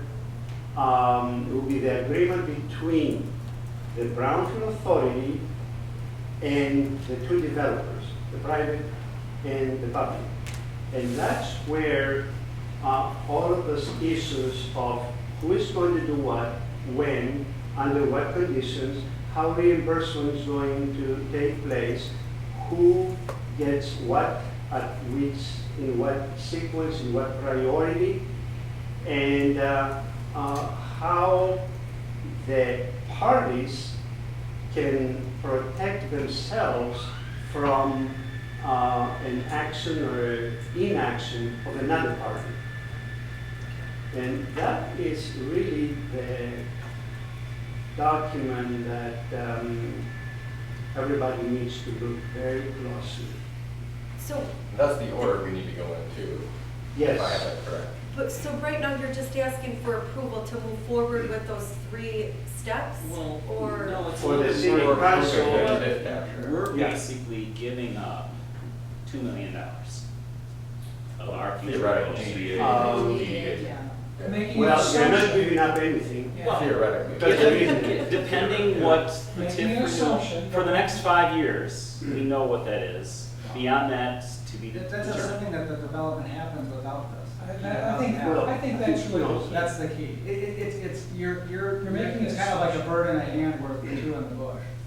And I've got like a dozen questions here that I want to get to That's fine. at some point. But that's a basic question. But I mean, it is, what this motion, or what we're discussing here is us giving up that TIF capture and turning it over to the Brownfield Authority for Essentially. this project. Yes. Once, at this point, once we do that, we have no further say in this project at all. Through the We city. have one place in this process, and it's, what we're talking about right now. I And think it's, I think it'd be well- perfectly appropriate to have the DDA. I mean, this is a large complex project. It's a large complex project. What impacts the city as a whole, the DDA, many different groups, the Washington Corridor, Signature Project. I think it would be perfectly appropriate to bring in a member of the DDA or the director or whatever it may be to be privy to all the development agreement discussions. And we have not had those yet, mind you. Those will take a month, seriously, a month and a half sometimes. I think we work on the development agreement with the Bluefish for, I'm gonna guess 2 months is how long we worked on that particular development agreement. And this one is significantly more complex than the Bluefish.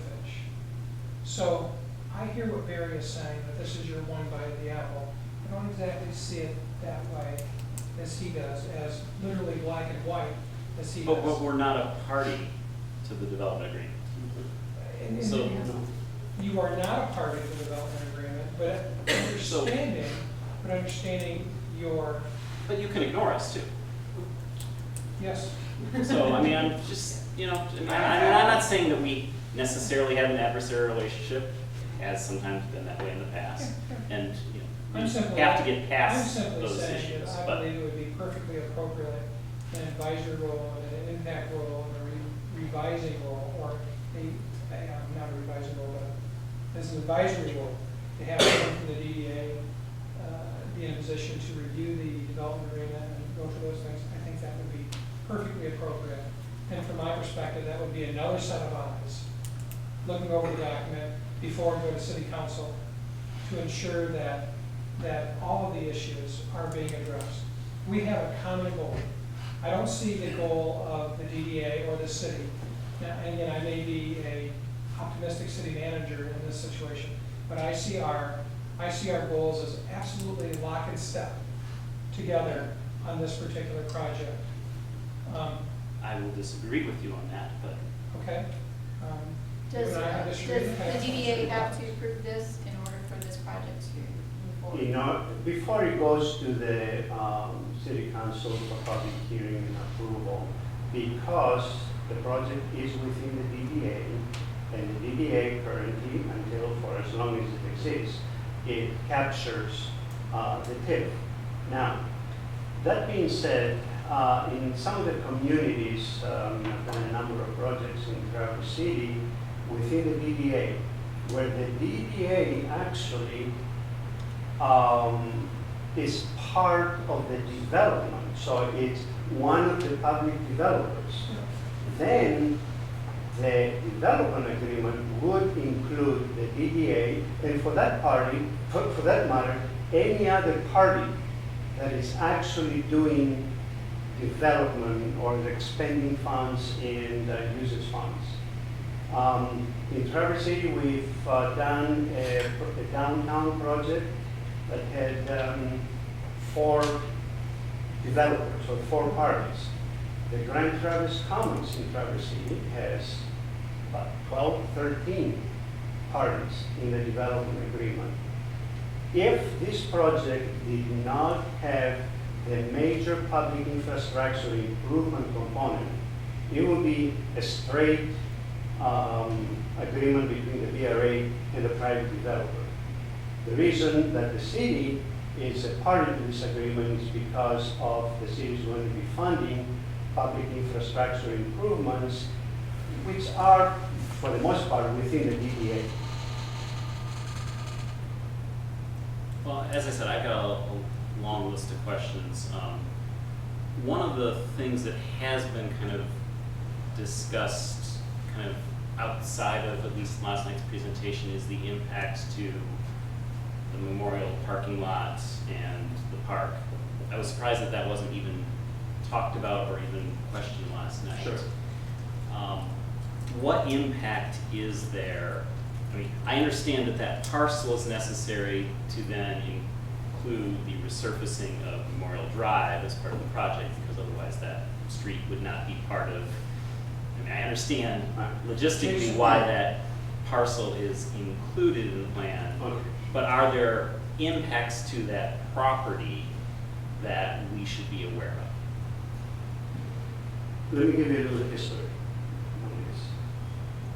About 3 years ago, I've been with ER committee and we've been looking at ways to promote redevelopment of those two properties.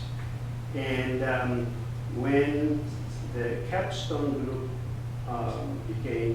acquired the property and then they started getting interested, and I started thinking on wearing the VRA hat at the time. I was thinking about how to utilize the Brownfield program to put public infrastructure in the DDA, utilizing both the local but especially the state tax capture. The reason we added the Veterans Memorial Park is not because the parking there is needed for the property, for the development. Because that's what I've heard others comment. Correct. But then I also heard Yeah. last night 60 parking that there are 60 parking spaces Actually, within we the can even space. create So more. that But the concept is that those two buildings are within the DDA, or within the downtown area. Therefore, there is no requirement for parking. Okay? Therefore, residents, visitors can park anywhere they want. So the impact of that development, even in the absence of on-site parking, would be the same as the businesses downtown have and the apartments downtown have. But I think on parking. as a private developer, it is beneficial to offer that parking as an incentive. It's not an incentive. I mean, we do developments all over cities, downtowns, with zero parking. People park wherever the parking is available like anybody else. In this case, primarily because of access to the back of the north channel for the proposed operation there. The Capstone Group acquired the surrounding properties, what we call the groves properties.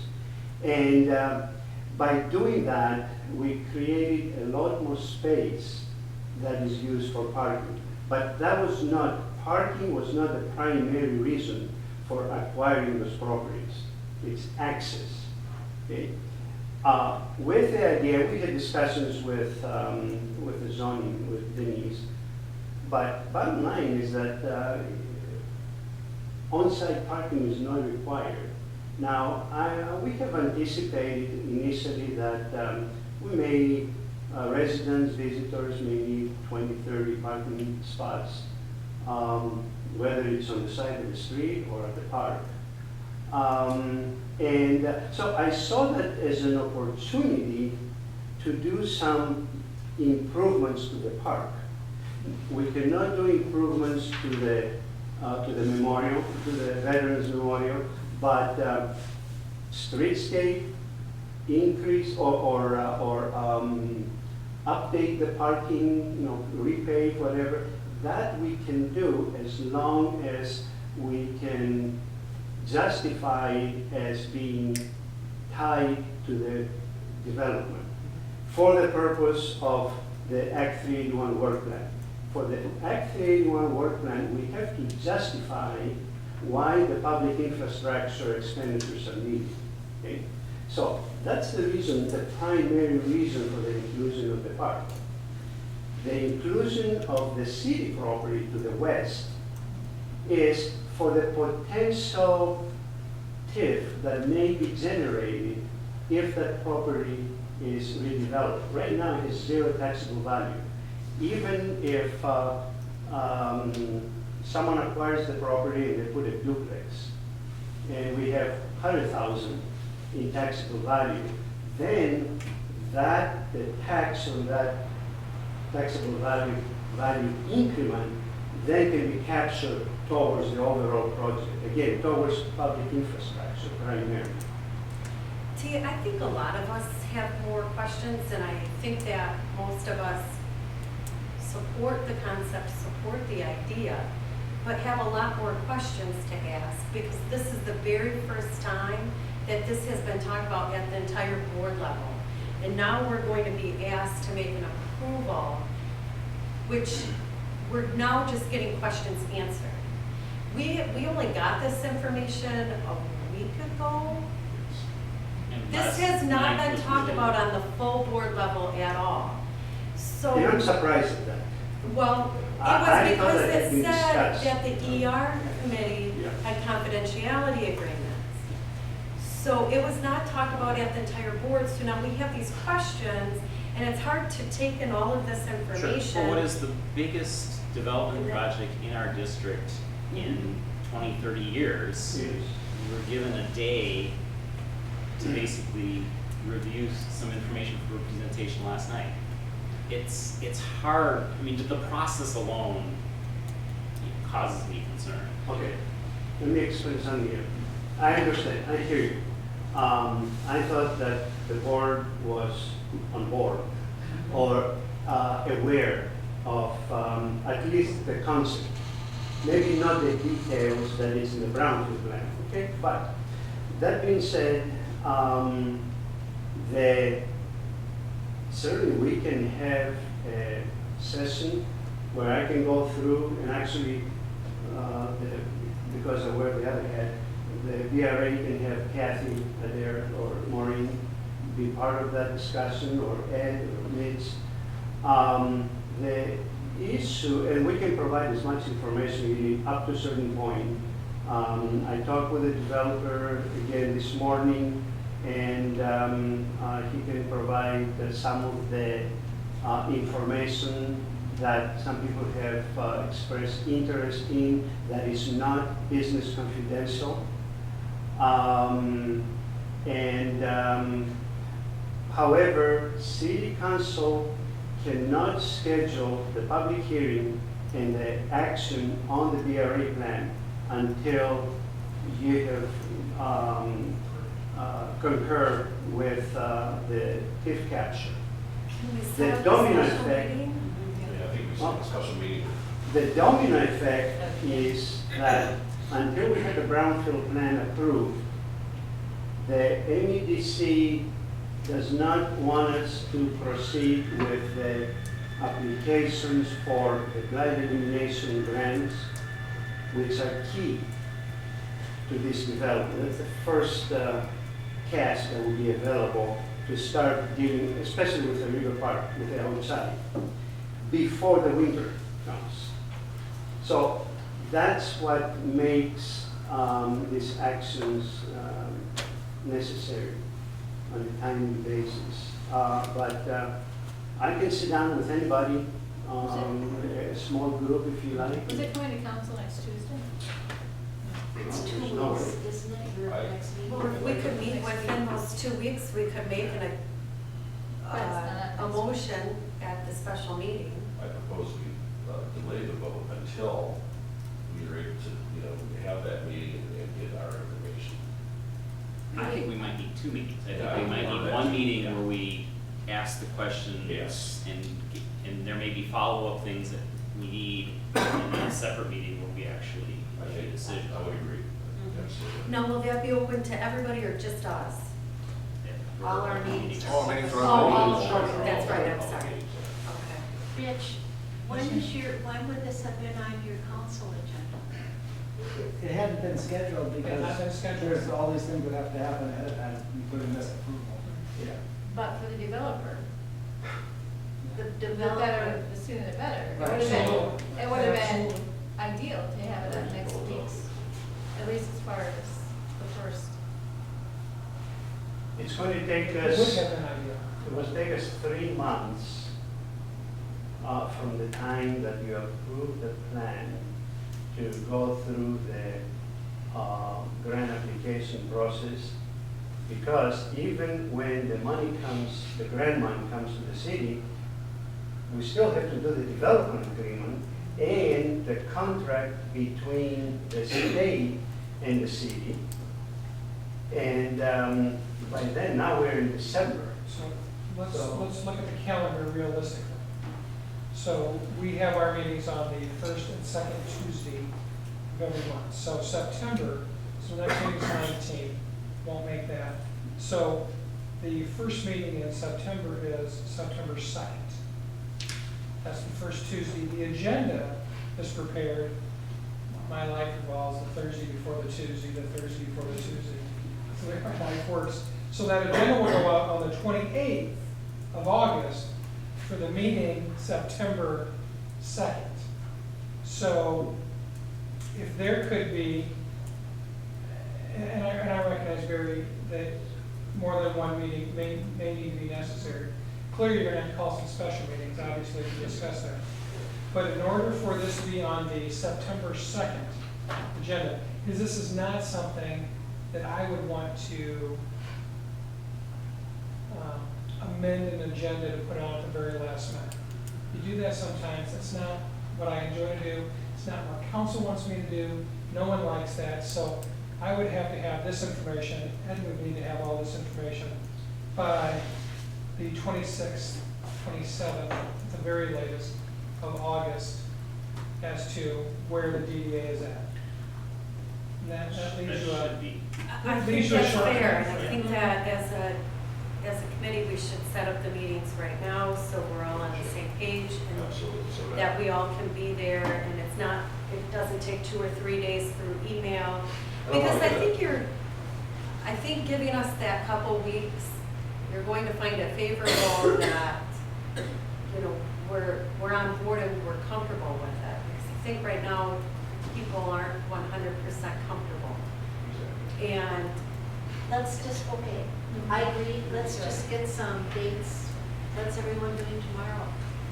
I mean, I would really like, as long as we've got this momentum going, we may as well, I would like to see us set a meeting tomorrow, this week sometime, a special board meeting. It's posted 24 hours for legal. 18. So the idea is It's 18 to hours go plus through the special. whole plan.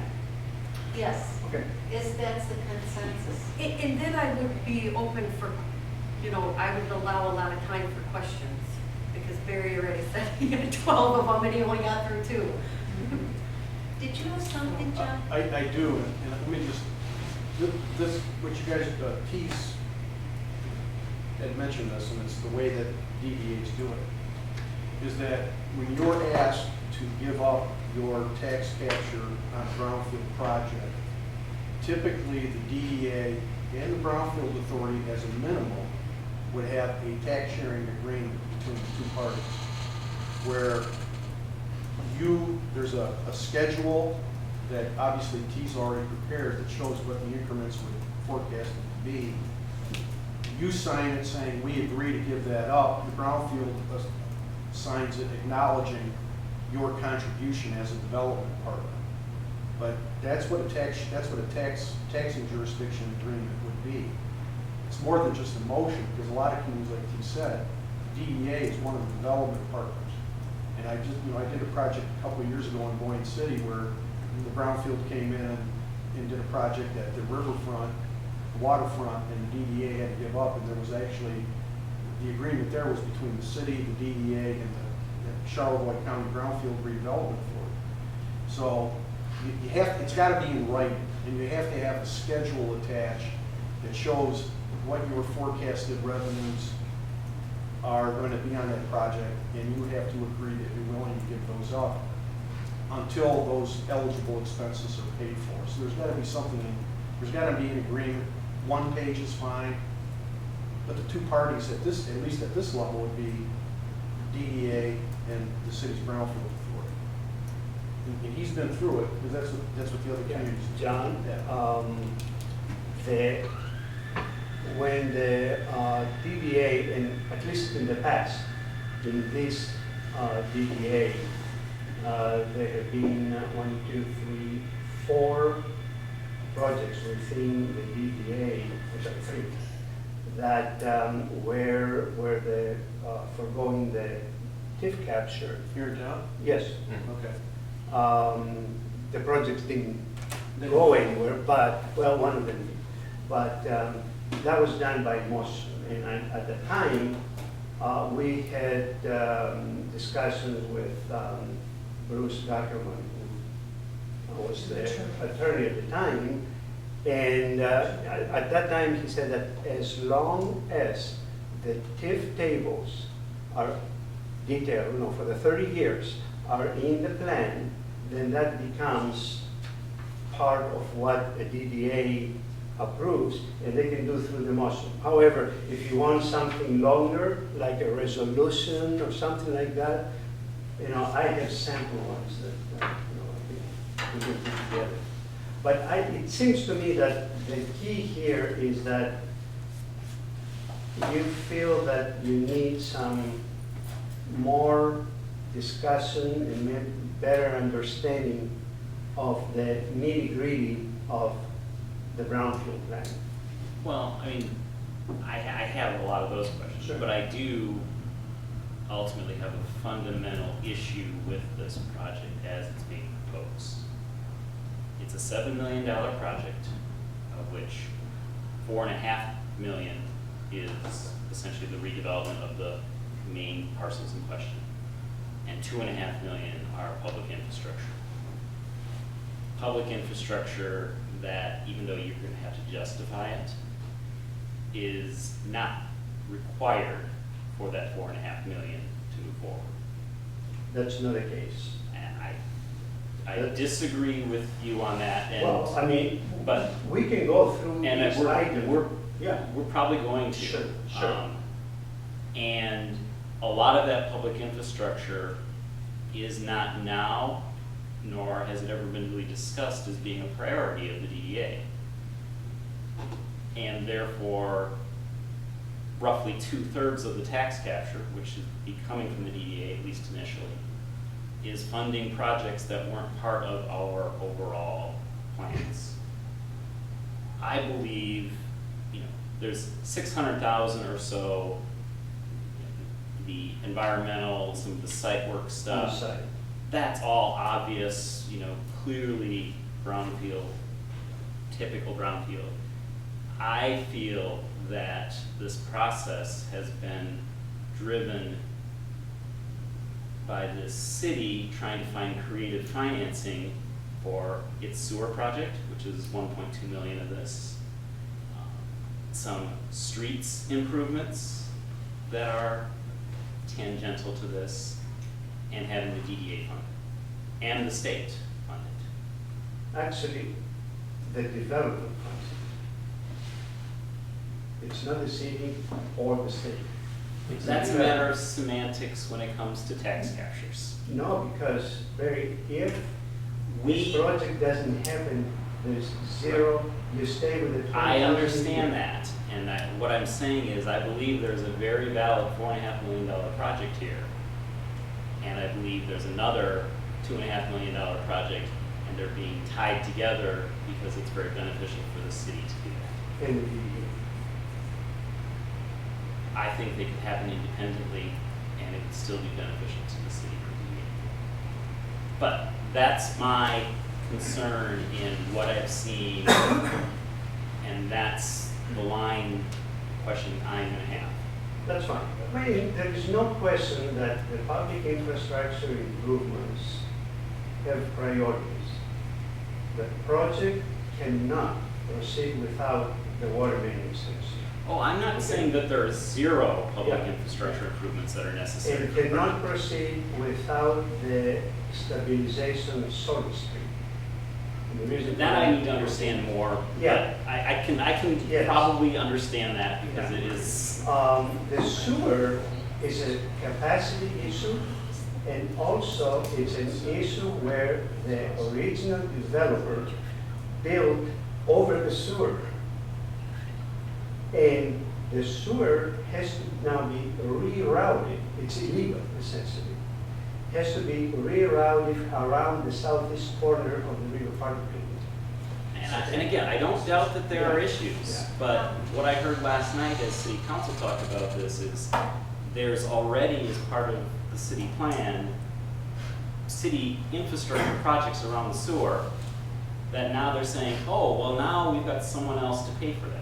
Very good. Almost exactly those words. Okay, everybody, I'm not trying to cut you off, but in the essence of time, I have 2 board members that need to leave. Okay. We just need to set a date for a special meeting. How about Friday? What's anybody doing Friday? Tomorrow, Well, okay, tomorrow first let's at start noon, tomorrow. Friday before noon. Friday before noon. Friday before noon, Yeah. I can change my plans around. I mean, we need to get this. We need to resolve this Yes. ASAP. So what day are we? Is there time tomorrow before, you said tomorrow morning? I mean, I could do tomorrow. What, no, Friday? We need 18 hours though to post. Monday? No, that's too late. Let's focus on Friday. What are we looking at Friday for everybody? I could do before noon, but I don't want you to have to change your plans if you're going on vacation somewhere or you're going away for the He's not weekend. going on. He's not going anywhere. He's not going anywhere. Oh, that's nice. No, don't worry about it. I mean, I do have flexibility. The only thing I have tomorrow is, Friday. no, Friday? yeah, Friday, I'm open. Okay, we're going to do Friday somehow. 10. Yeah, I can do 10 to noon. yeah. Let's do 2 hours. Let's allocate We can't- I think 2 hours. But you're, okay, comfortable so far? I'm with what comfortable you've with the learned? project and what, Are we going to make a vote on Friday? No. Or will we I think we should just do discussion. have another Right, meeting right. for the vote? Yeah. Okay. Exactly. That takes the pressure off. It is- Exactly. Yes. It will be more One less informational, but we're still or going to that- post it as a special board. Did I have access to the slides? Can you be there, Mitch and Ed? I'd like to get a copy of Could those I as have a well. copy of the slides that were presented That would last be time? helpful, Since yeah. I wasn't there. Actually, I do have a couple extra copies. I think that's all I have. Mitch, Friday, I think. You probably could email it to them. I guess that you're It's a comfortable. huge file. Oh. We need to hear. Who can get I it? wasn't there. Both sides, it's original. This is a small I can't speak for Jeff's size, schedule. and, but we can print more. Right? Yeah. John, are you at all Because interested? I'm ready to go to spring. No. No, What? I have a conflict on Okay. Friday. Well, I have we'll- another meeting. we'll But let I you want to know. get a copy of the brownfield plan, because I've got to get up to speed on it if you're going to contribute money to it. That we can email, Email. because it's small enough, Yeah. to give me your, or Ed would actually. I just need your card now. Okay. So you two are going to talk to each other. Yep. T, another thing though, it was mentioned earlier that in order to proceed with C, we had to approve D Let's see. on the agenda. It's for Just- the scanning. Okay. Just FYI, we don't, the full board does not have information on C that I'm aware of. It's in your packet. Well, It's it's the there, but- letter, but there's been no discussion on it. There's, There has been an ER committee. goes back to, is the ER committee the full board and can they make decisions without the full board? They can, but they make recommendations to the board. But how can we vote on something when we don't know anything about it? Let's get this meeting back to Right, order. then we start micromanaging all our committees. Okay, let's stop That's the all I said. discussion. When we're talking about a multi-million-dollar project, we need to have discussion. Okay, Rachel, everybody, let's schedule our meeting. Okay, I do have a question related to that. Right. Is there a proposal to the developer for the Yes, for the cost or some of the cost of the laser scan? yes, there was. Is that, okay, I haven't seen it. Which we'll discuss further. Yes. Apparently, yeah. Can that wait until Friday, please? As part It of has the, waited for over a month, about a month. as part of the overall discussion?